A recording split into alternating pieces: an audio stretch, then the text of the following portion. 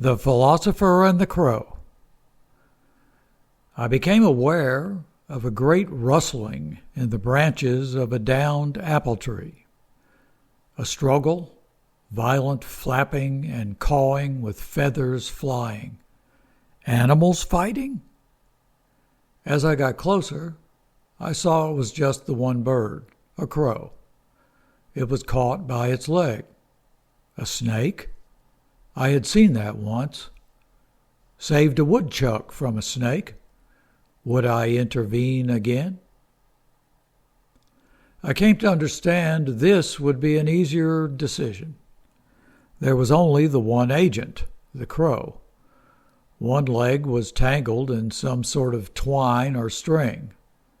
There would be no decision regarding thwarting the hopes and dreams of a second party, no matter how evil that party might appear to be. I came in close through the heavy overgrowth, wary about being attacked or bitten by the prospective savee.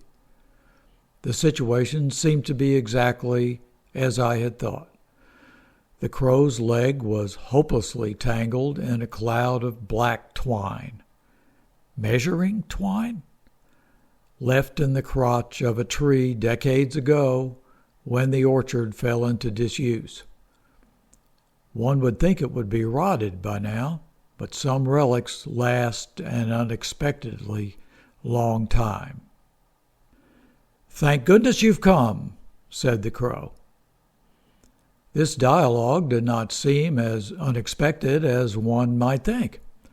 I'm not quite sure why. His accent was upper-class East Coast, his tone matter-of-fact, a little annoyed, but accepting. I didn't see how he could have meant me personally, "Thank goodness you've come," so I replied generically, "What is that? Fishing line?" Crow. "Measuring twine, I think. Don't know why they couldn't have put it away before they left." Me. "Maybe the last owner dropped dead before he could do a last walkthrough." Crow. "Yes, nobody to pass it along to, I guess." Me. "Young people prefer it more in the city these days." Crow. "Good news for me, though. There are often morels under these limbs." Me. "Mushrooms?" Crow. "The best. Unbelievable buttery taste. Only grow on the roots of dying trees in old orchards. I flew 20 miles to get here."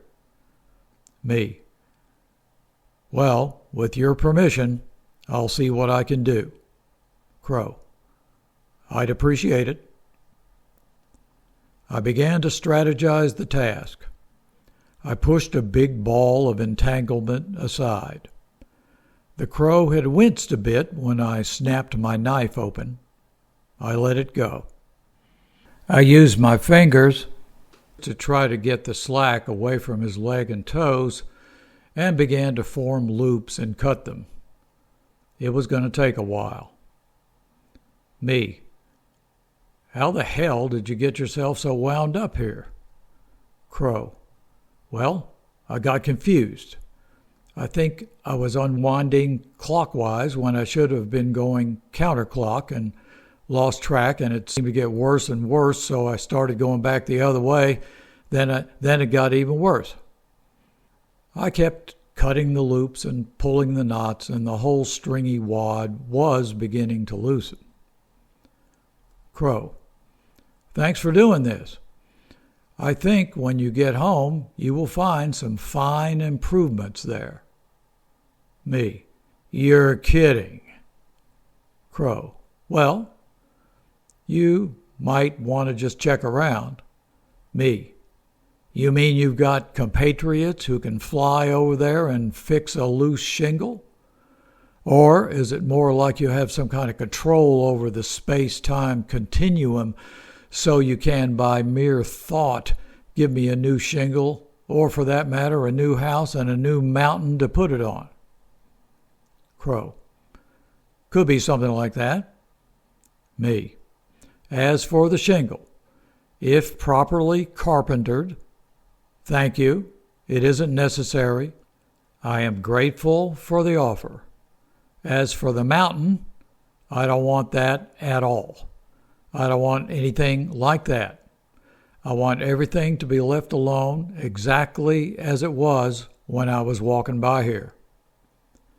You mean before you stopped here? Said the Crow. Me. That's right. Before I stopped here to help you. Crow. But you did stop. Me. That's right. I stopped. And if I hadn't, you might never have got free. I admit it. But I don't want a new shingle. Crow. You don't even think I can do it, do you? Me. I don't want you to do it. I doubt you can do it. I fear you can do it. I just want you to go along with your mushroom hunting exactly as you were. That is my goal. Crow. Now that you disapprove of me, what if I keep looking and get tangled up again? Will you save me a second time? Me. I'll decide that in the event. Anyway, if you're so good at your magic of the universe stuff, why do you get into these types of jams? Crow. I don't know. It's not set up that way. But I do understand that you're saying you don't want any reward. Me. I'm saying again, I want things to proceed exactly as they were and are proceeding. I continued my slow and careful unentangling. Having had a lot of practice with fishing line snarls, fishing is a thing in which you are trying to provoke a response from the universe, not like here. And those fishing snarls, you can't cut them if you want to keep fishing. This was a dry land situation, abandoned, fallow land, but dry. Crow. Of course, you are getting the gratification of saving me. Me. What I'm doing exactly, since you seem to be interested, is sparing myself the regret of looking back not having helped you. There is a difference. But I grant you, I am getting something. Crow. Oh boy. Another one of these high-toned John Locke kind of guys, incorruptible, but strangely touchy. Everything has to be categorized and considered within some rigid framework, cause and effect, good and evil. You offer them stuff and they demur. Nope. Didn't earn it, don't want it. Just did what anybody would do. I offer to make you emperor. Nothing. I offer to let you control the motions of the sun and stars. No interest. Me. I see.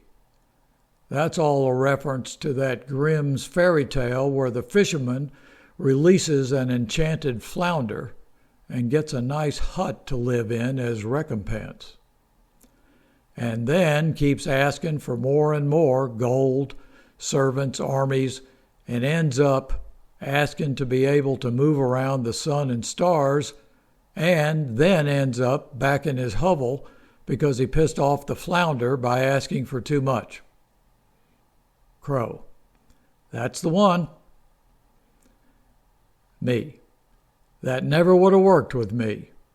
I would have stopped with a nice house in the woods, say the Frank Lloyd Wright waterfall house, maybe with, as Roger Miller used to say, a 7-Eleven in the basement. But further than that, I don't even want to know that the sun and stars can be controlled. They are beyond reach. That's it. I'm very happy to look up and see where they go. The Crow nodded gravely. Crow. Now You're depriving me of my greatest pleasure, putting such people back in their original hovel. Now that is fulfilling. Me. Doesn't speak well of you. Crow. What if I fixed your shingle without knowing you at all? I happened to fly by your house and saw it and fixed it. Me. That might be okay, but I still don't like it.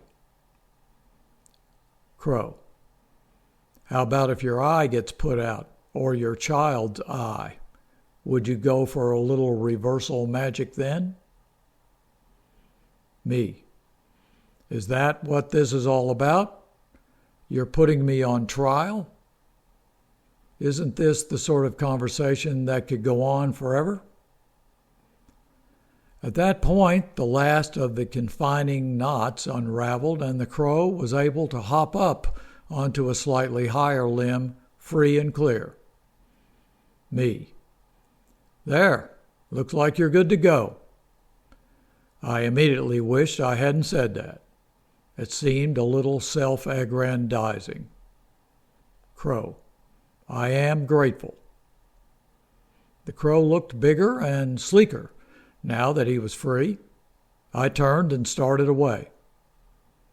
Crow. By the way, if you look a little closer, you will see that I am not a crow. I'm a raven. There is a difference. And just so you know, I am the one who will come for you with the scythe one day. And like you, I do not care when that day will come, same as if we had never met. Nor will I make any judgment or inference regarding what has happened here today, other than to tell you that if you had chosen the sun and stars, then you would now be dead.